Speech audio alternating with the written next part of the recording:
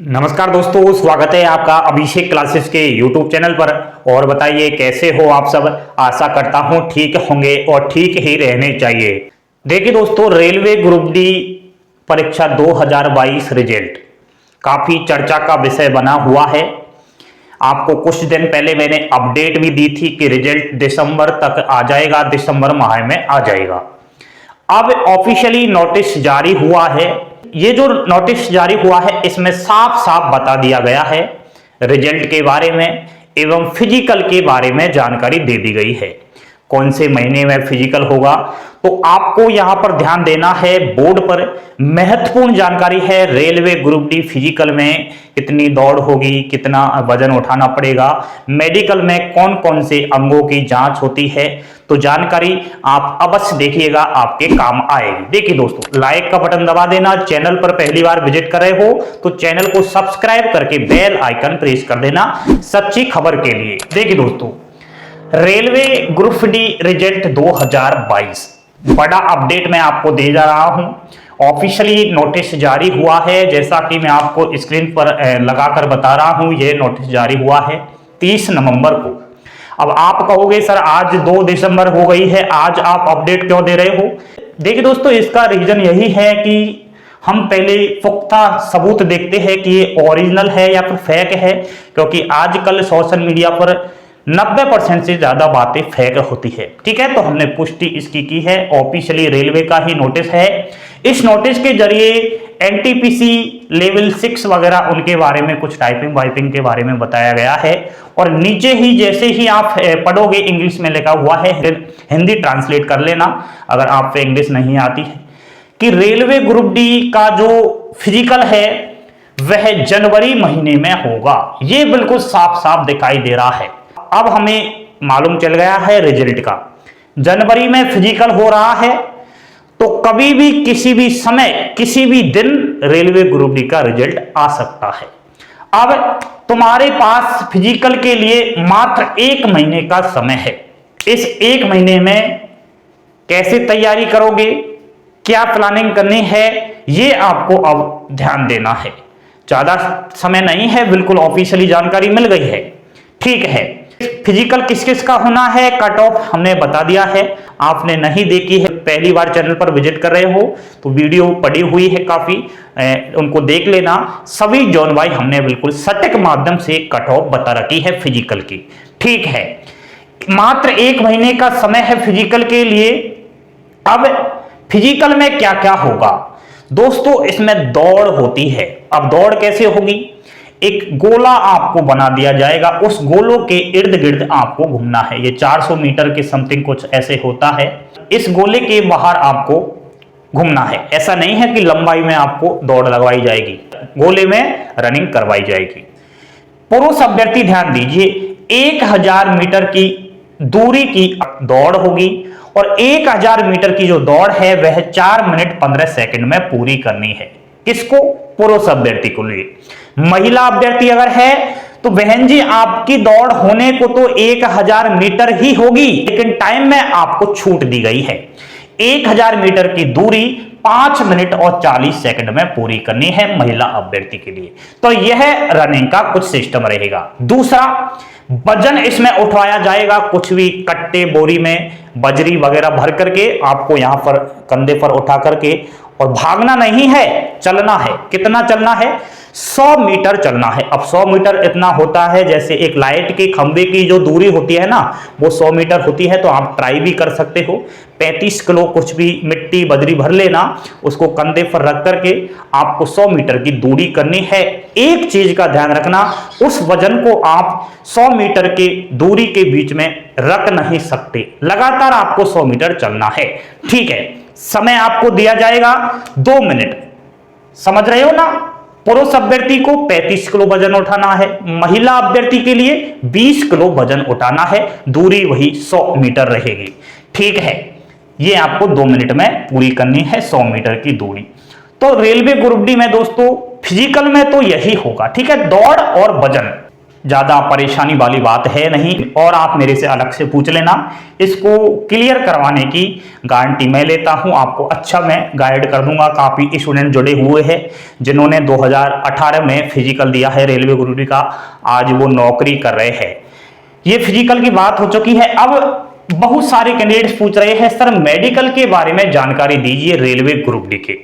देखिए, जब आपका मेडिकल होगा तो यह A1, A2, A3, V1, V2, V3, C1, C2, C3 इस प्रकार के पार्ट में डिवाइड होता है। अब दोस्तों मेडिकल में पहला स्टेप चलेगा फॉर्म का। आपको फॉर्म भरने के लिए दिया जाएगा, आप जब कमरे में एंट्री करोगे उससे पहले उस फॉर्म में बस यही लिखा हुआ होगा आपका बॉडी का मामला सही फिट है या फिर कुछ पार्ट्स टूट रहे हैं, आंखें सही है क्या, बाकी सब मेडिकल के बारे में लिखा हुआ होगा। तो आपको उसमें यस करना है, नो नहीं लिखना है।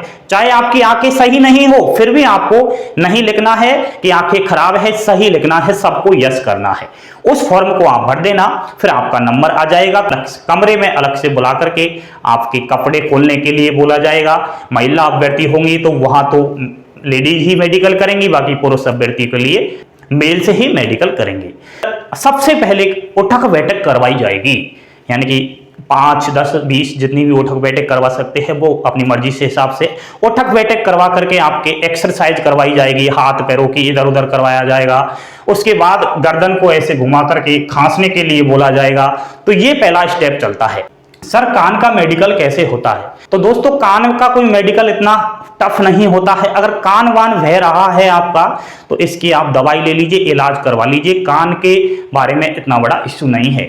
नाक, अब नाक का कोई ऑपरेशन वगैरह करा रखा है, ऑपरेशन वगैरह में कोई ज्यादा ही प्रॉब्लम है तो उसमें परेशानी आ सकती है, बाकी नाक का कोई इतना मेडिकल ज्यादा है नहीं। आंख, दोस्तों रेलवे ग्रुप डी में मेडिकल में सबसे ज्यादा फोकस रखा जाता है आंख पर।